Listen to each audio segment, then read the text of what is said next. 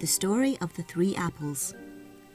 I assume to myself the task of relating our joint history, said the largest of the three apples, because I am perhaps the fairest-minded of us all. The judgment and experience of my younger sister Half-Ripe are as yet immature, and my little brother Nearly is unfortunately of a somewhat sour disposition, and therefore less likely to represent things in a pleasant light. My own name is Beechamwell. At this opening, the two smaller apples rolled over in an uncomfortable sort of way, but said nothing. As for me, continued Beechamwell, I have not only been favoured with a southern exposure, but I have also made the most of whatever good influences were within my reach, and have endeavoured to perfect myself in every quality that an apple should have. You perceive not only the fine rounding of my shape, but also the perfect and equal colour of my cheeks. My stem is smooth and erect, and my eye precisely in a line with it, and if I could be cut open this minute, I should be found true to my heart's core. I am also of a very tender disposition, being what is usually called thin-skinned, and a very slight thing would make a permanent and deep impression. My behaviour towards everyone has always been marked by the most perfect smoothness, and on intimate acquaintance I should be found remarkably sweet and pleasant. "You'd better not say any more about yourself at present, Beechamwell," said Carl, "because I might eat you up before you got through your story, and that would be bad. Let's hear about Half-Ripe and Nearly." "My sister Half-Ripe," said Beechamwell, though with the same natural capabilities as myself, has failed to improve them. Instead of coming out into the warm and improving society of the sun and the wind, she has always preferred to meditate under the shade of a bunch of leaves, and though in part she could not help doing credit to her family, you will perceive that her time has been but half improved. It is only one of her cheeks that has the least proper colour, while the other displays the true pale green tint of secluded study, and even the seeds of influence and usefulness within her are but half matured, and mine will be found as dark as the chimney back, suggested Carl. "Well, they are not exactly that colour," replied Beechamwell, "being in fact more like mahogany." "Well, I never saw any of that," said Carl, "so you don't tell me much. Never mind, I shall know when I cut you up. Now be quick and tell about Nearly, and then give me all the history of your great-great-great-grandfather Apple." "Nearly," said Beechamwell, "was a little cross-grained from the very bud. Before he had cast off the light pink dress which, as you know, we apples wear in our extreme youth, the dark spot might be seen. It is probable that some poisonous sting had pierced him in that tender period of his life, and the consequence is, as I have said, some hardness of heart and sourness of disposition. As you see, he is not softened under the sun's influence, though exposed to it all his life, and it is doubtful whether he ever attains a particle of the true Beechamwell colour. There are, however, good spots in Nearly, and even Half-Ripe can be sweet if you only get the right side of her." "I'll be sure to do that," said Carl, "for I'll go all round." "Come, go on." "Unfortunately," said Beechamwell, "I cannot give you the information you desire about my respected and venerable ancestors. The pedigree of apples is not always well preserved, and in general the most we can boast of is the family name. Nor is that often obtained except by engrafting upon a very different stock. For one generation back, however, we may claim to be true Beechamwells. From root to twig, the parent tree was the right stuff. The remarkable way in which this came about I am happily able to tell you. A number of years ago, one Thanksgiving Eve, Widow Penley was washing up the tea things, and her little boy Mark sat looking at her. "I wish we could keep Thanksgiving, Mother," said he. "Why, so we will," said his mother. "But how?" said Mark with a very brightened face. "What will you do, Mother?" "I'll make you some pies." "If I can get anything to make them of," said Mrs. Penley. "Ah, but you can't," said Mark, his countenance falling again. "There aren't even any potatoes in the house. You used to make potato pies, didn't you, Mother, when Father forgot to bring home the pumpkin?" "Yes," said Mrs. Penley, but as if she scarce heard him, for other Thanksgiving days were sweeping across the stage, where Memory's troupe was just then performing. "So, what will you do, Mother?" repeated little Mark, when he had watched her again for a few minutes. "Do?" said the widow, rousing herself. "Why, my dear, if we cannot make any pies, we will keep Thanksgiving without them." "I don't think one can keep Thanksgiving without anything," said Mark a little fretfully. "Oh no," said his mother, "neither do I. But we will think about it, dear, and do the best we can. And now you may read to me while I mend this hole in your stocking. Read the 103rd Psalm." So Mark got his little Bible and began to read. "Bless the Lord, O my soul, and forget not all his benefits, who forgiveth all thine iniquities, who healeth all thy diseases, who redeemeth thy life from destruction, who crowneth thee with loving kindness and tender mercies." "Don't you think, Mark," said his mother, "that we could keep Thanksgiving for at least one day with only such blessings as these?" "Why, yes," said Mark, "I suppose we could, Mother, though I wasn't thinking of that." "No, of course not," said his mother, "and that is the very reason why we so often long for earthly things. We are not thinking of the heavenly blessings God has showered upon us." "But, Mother," said Mark, not quite satisfied, "it goes on to say, 'Who satisfieth thy mouth with good things, so that thy youth is renewed like the eagles.'" And Mark looked up as if he thought his mother must be posed now, if she never was before. It did occur to Mrs. Penley as she glanced at the child that his cheeks were not very fat, nor his dress very thick, and that a greater plenty of pies and other relishable things might exert a happy influence upon his complexion. But she stifled her heart with that word. "Your Father knoweth that ye have need of such things."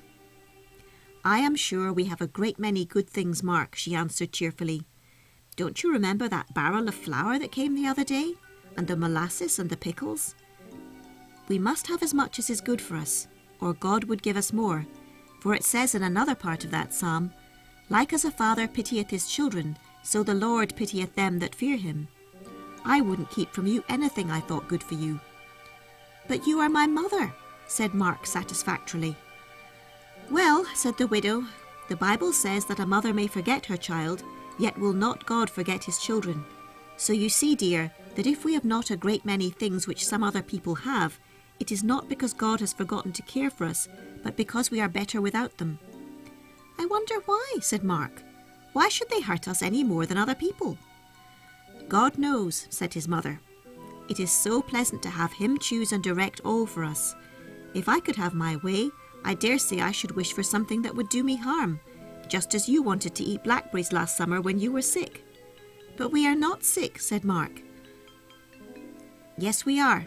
Sick with sin. And sin-sick people must not have all their sinful hearts' desire, and people who love earth too well must want some of the good things of this world, that they may think more of heaven." "Well," said Mark, the last thing before he got into bed, "we'll keep Thanksgiving, Mother, you and I, and we'll try to be as happy as we can without pies." "Maybe we shall have some pleasant thing that we do not think of," said his mother, as she tucked the clothes down about him. "Why, what?" said Mark, starting up in an instant. "Where could anything come from, Mother?" "From God in the first place," she answered, "and he can always find a way." "Mother," said Mark, "there's a great many apples in the road by Mr. Crab's orchard." "Well, dear," said his mother, "they don't belong to us." "But they're in the road," said Mark, "and Mr. Smith's pigs are there all day long eating them." "We won't help the pigs," said his mother, smiling. "They don't know any better, but we do. I have cause enough for Thanksgiving, Marky, in a dear little boy who always minds what I say." Mark hugged his mother very tight round the neck and then immediately went to sleep and dreamed that he was running uphill after a pumpkin. But Mark woke up in the morning empty-handed. There were plenty of sunbeams on the bed, and though it was so late in November, the birds sang outside the window as if they had a great many concerts to give before winter and must make haste. Mark turned over on his back to have both ears free, and then he could hear his mother and the broom stepping up and down the kitchen. And as she swept, she sang, "Rejoice, the Lord is King, your Lord and King adore. Mortals give thanks and sing and triumph evermore. Lift up your hearts, lift up your voice, rejoice again, I say, rejoice. Rejoice in glorious hope, Jesus the Judge shall come, and take his servants up to their eternal home. We soon shall hear the archangel's voice, the trump of God shall sound. Rejoice! Mark listened a while till he heard his mother stop sweeping and begin to step in and out of the pantry. She wasn't setting the table, he knew, for that was always his work, and he began to wonder what they were going to have for breakfast. Then somebody knocked at the door. "Here's a quart of milk, Miss Penley," said a voice. Mother guessed she wouldn't churn again for next week, so she could spare it as well as not. Mark waited to hear her mother pay her thanks and shut the door, and having meanwhile got into his trousers, he rushed out into the kitchen. "Is it a whole quart, Mother?" "A whole quart of new milk, Mark. Isn't that good?" "Delicious," said Mark. "I should like to drink it all up straight." I don't mean that I should really like to, Mother, only on some accounts, you know." "Well, now, what shall we do with it?" said his mother. "You shall dispose of it all." "If we had some eggs, we'd have a pudding," said Mark. "A plum pudding. You can't make it without eggs, can you, Mother?" "Not very well," said Mrs. Penley. "Nor without plums." "No, so that won't do," said Mark. "Seems to me we could have made more use of it if it had been apples." "Ah, you are a discontented little boy," said his mother, smiling. "Last night you would have been glad of anything. Now, I advise that you drink a tumblerful of milk for your breakfast." "A whole tumblerful," interrupted Mark. "Yes, and another for your tea, and then you will have 2 left for breakfast and tea tomorrow." "But then you won't have any of it," said Mark. "I don't want any." "Oh, but you must have it," said Mark. "Now, I'll tell you, Mother. I'll drink a tumblerful this morning, and you shall put some on your tea, and tonight I'll drink some more, and you'll have cream, real cream, and what's left I'll drink tomorrow." "Very well," said his mother. "But now you must run and get washed and dressed, for breakfast is almost ready. I have made you a little shortcake, and it's baking away at a great rate in the spider." "What's shortcake made of?" said Mark, stopping the door with his hand. "This is made of flour and water, because I had nothing else." "Well, don't you set the table," said Mark, "because I'll be back directly, and then I can talk to you about the milk while I'm putting on your cup and my tumbler and the plates." It would be hard to tell how much Mark enjoyed his tumbler of milk, how slowly he drank it, how careful he was not to leave one drop in the tumbler, while his interest in the dish of milk in the closet was quite as deep. Jack did not go oftener to see how his bean grew than did Mark to see how his cream rose. Then he set out to go with his mother to church. The influence of the dish of milk was not quite so strong when he was out of the house. So many things spoke of other people's dinners that Mark half forgot his own breakfast. He thought he had never seen so many apple trees, nor so many geese and turkeys, nor so many pumpkins as in that one little walk to church. Again and again he looked up at his mother to ask her sympathy for a little boy who had no apples, nor geese, nor pumpkin pies. But something in the sweet quiet of her face made him think of the psalm he had read last night, and Mark was silent. But after a while his mother spoke. "There was once a man, Mark, who had 2 springs of water near his dwelling, and the furthest off was always full, but the near one sometimes ran dry. He could always fetch as much as he wanted from the further one, and the water was by far the sweetest. Moreover, he could, if he chose, draw out of the water of the upper spring in such abundance that the dryness of the lower should not be noticed." "Were they pretty springs?" said Mark. "The lower one was very pretty," replied his mother, "only the sunbeams sometimes made it too warm, and sometimes an evil-disposed person would step in and muddy it, or a cloudy sky made it look very dark. Also the flowers which grew by its side could not bear the frost, but when the sun shone just right, it was beautiful." "I don't wonder he was sorry to have it dry up then," said Mark. "No, it was very natural, though if one drank too much of the water it was apt to make him sick. But the other spring—" And the widow paused, while her cheek flushed and on her lips weeping and rejoicing were strangely mingled. "There was a great rock, and from this the cold flowing waters came in a bright stream that you could hear rather than see. Yet was the cup always filled to the very brim if it was held there in patient trust, and no one ever knew that spring to fail. Yea, in the great droughts it was fullest, and the water was life-giving. But this man often preferred the lower spring, and would neglect the other when this was full, and if forced to seek the rock, he was often weary of waiting for his cup to fill, and so drew it away with but a few drops. And he never learned to love the upper spring as he ought, until one year, when the very grass by the lower spring was parched, and he fled for his life to the other. And then it happened, Mark," said his mother, looking down at him with her eyes full of tears. That when the water at last began slowly to come into the lower spring, though it was very lovely and sweet and pleasant, it could never be loved best again. "Mother," said Mark, "I don't know exactly what you mean, but I do know a little too." "Why, my dear," said his mother, "I mean that when we lack anything this world can give, we must fetch the more from heaven." "You love heaven very much, don't you, Mother?" said Mark, looking up at her quite wonderingly. "More than you love me." Mark thought that was hardly possible, but he didn't like to contradict his mother, and besides, they were now at the church door and had to go right in and take their seats. Mark thought the clergyman chose the strangest text that could be for Thanksgiving Day. It was this: "There is nothing at all besides this manna before our eyes." When church was over and Mark and his mother were walking home again, they were overtaken by little Tom Crab.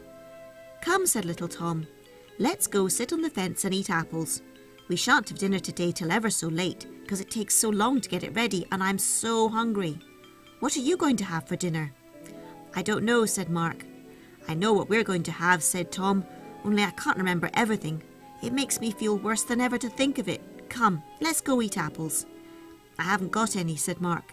"Haven't got any?" said Tom, letting go of Mark's elbow and staring at him, for the idea of a boy without apples had never before occurred to any of Mr. Crab's family. "Oh, you mean you've eaten up all you had in your pocket?" "No," said Mark, "we haven't had any this year. Last year Mr. Smith gave us a basketful." "Well, come along and I'll give you some," said Tom. "I've got 6 and I guess 3'll do me till dinner." "Oh, Mark, you ought to see the goose roasting in our kitchen. I'll tell you what, I guess I may as well give you the whole 6, 'cause I can run home and get some more, and I might as well be home too, for they might have dinner earlier than they meant to." And filling Mark's pockets out of his own, Tom ran off.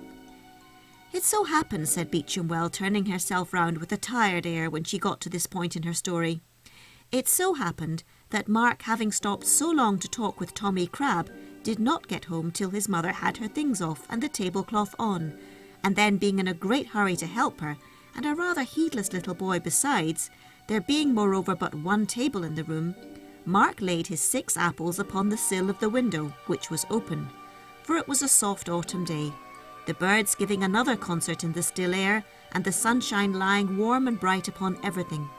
The apples looked quite brilliant as they lay in the window, and as Mark ate his queer little Thanksgiving dinner of bread and a bit of corned beef, he looked at them from time to time with great pleasure. But when it was almost time for the apples to come on table as dessert, Mark suddenly cried out, "Mother, where are my 6 apples?" "Why, on the windowsill," said his mother. "There aren't but 5. There aren't but 5, said Mark. "I must have lost one coming home." "No, I didn't either." And running to the window, Mark looked out. There lay the 6th apple on the ground, appropriated as the Thanksgiving dinner of his mother's 2 chickens. Mark could hardly keep from crying. "It's too bad," he said, "when I hadn't but just 6, the ugly things." "You called them beauties this morning," said his mother. "But just see my apples," said Mark, "all dirty and pecked to pieces." "And just see my little boy," said his mother, "all red and angry. Did you suppose, my dear, that if apples rolled off the windowsill they would certainly fall inside?" "I guess I'll never put anything there any more," said Mark, gathering up the 5 apples in his arms and letting them all fall again. But they fell inside this time and rolled over the floor. "You had better decide how many apples you will eat just now," said Mrs. Penley, "and then put the others away in the closet." "It's too bad," said Mark. "I hadn't but 6, and I thought you would have 3 and I'd have 3. "Well, you may have 5, said his mother, smiling. "The chickens have got my part, and maybe some good will come of that yet, if it only teaches you to be careful." "Oddly enough," said Beecham Well, "some good did come of it. When the chickens pecked the apple to pieces, the seeds fell out, and one seed crept under a clover leaf where the chickens could not find it. And when the snow had lain all winter upon the earth, and spring came, this little seed sprouted and grew, and sent down roots, and sent up leaves, and became an apple tree." "How soon?" said Carl. "Oh, in the course of years. By the time Mark was a big boy, and the tree blossomed and bore fruit, and from that time Mark and his mother never wanted for apples. He called it the Thanksgiving tree, but it was a true Beecham Well for all that." "But say, Mark isn't alive now, is he?" No, said Beecham Well, twisting away from Carl and her stem together. No, he is not alive now, but the tree is, and it belongs to Mark's grandson. And the other day he picked a whole wagon load of us and set off to market, and we three were so tired jolting about that we rolled out and lay by the wayside. That's where your mother found us. Well, that is certainly a very pretty story, said Carl, but nevertheless I'm glad my stocking was full. But I will let you, Beecham Well and Half-Ripe and Nerly, lie on the chest and hear the rest of the stories, for I like this one very much. Carl was tired sitting still by this time, so he went out and ran about on the beach till dinner, and after dinner he went up to his corner again. The sun came in through the little window, looking askance at Carl's treasures, and giving a strange old-fashioned air to purse and book and stocking. The shoes looked new yet, and shone in their blacking, and the apples had evidently but just quitted the tree, while the penny gleamed away in the fair light, and the old pine cone was brown as ever, and reflected not one ray. Carl handled one thing and another, and then his eye fell on his small portion of money. He might want to spend it. Therefore, if the penny could do anything, it must be done at once. And as he thought on the subject, the sun shone in brighter and brighter, and the penny looked redder and redder. Then the sunbeam fled away, and only a dark little piece of copper lay on the chest by the side of the new shoes. Now, Penny, said Carl, it is your turn. I'll hear you before the purse, so make haste. Turn me over then, said the penny, for I can't talk with my back to people. So Carl turned him over, and there he lay and stared at the ceiling.